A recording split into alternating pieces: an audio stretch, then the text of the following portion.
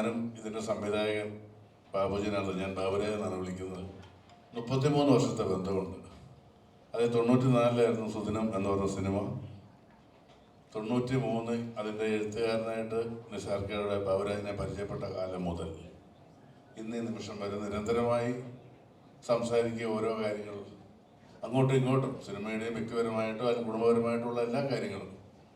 എനിക്കൊരു സഹോദരനോ സുഹൃത്തോ അതുപോലെയൊക്കെ കമ്പാരിസൺ അതിലൊക്കെ മെയിനായിട്ട് എനിക്ക് തോന്നിയിട്ടുള്ളൊരു വ്യക്തിയാണ് ബാബുരാജ്. പിന്നെ എനിക്ക് തോന്നിയിട്ടുള്ള കാര്യം, പലപ്പോഴും സിനിമയിൽ അദ്ദേഹത്തിന് അർഹിക്കുന്ന, അദ്ദേഹം ചെയ്ത പ്രവർത്തിക്കത്തക്കതായ ഒരു വലിപ്പം അല്ലെങ്കിൽ സ്ഥാനം അദ്ദേഹത്തിന് കിട്ടിയിട്ടുണ്ടോ എന്ന് എനിക്ക് പലപ്പോഴും ഡൗട്ട് തോന്നിയിട്ടുണ്ട്. കാരണം എക്കാലത്തും ഇപ്പോൾ സലിംകുമാറിൻ്റെയൊക്കെ അഭിനയ ജീവിതത്തിലെ ആദ്യത്തെ സ്റ്റേറ്റ് അവാർഡ് അച്ഛനുറങ്ങാത്ത വീട്, പിന്നീട് അദ്ദേഹം നാഷണൽ അവാർഡ് വരെ കരസ്ഥമാക്കി. അതുപോലെ തന്നെ പൃഥ്വിരാജിൻ്റെ ജീവിതത്തിൽ വാസ്തവം എന്ന സിനിമയാണ് ആദ്യത്തെ സ്റ്റേറ്റ് അവാർഡ്. അതുപോലെ തന്നെ നമ്മുടെ സിദ്ദിഖ് ലാലേട്ടൻ അത് ഇതൊക്കെ നിങ്ങൾക്ക് അറിയാവുന്ന കാര്യം. എന്നോട് ഓർപ്പിക്കുന്നതെന്ന് ചോദിച്ചാൽ ഇതിങ്ങനൊരു ഫംഗ്ഷനിൽ എനിക്ക് പറയാൻ പറ്റുള്ളൂ. അല്ലാതെ ഒരു ദിവസം ബാബുജനാർദ്ദൻ്റെ വീട്ടിൽ ചെന്ന് എനിക്ക് പറയാൻ പറ്റില്ല. ബാബുജനാർദ്ദൻ എനിക്ക് കുറച്ച് കാര്യങ്ങൾ പറയാനുണ്ട് എന്ന് പറഞ്ഞ് പറയാൻ പറ്റില്ല.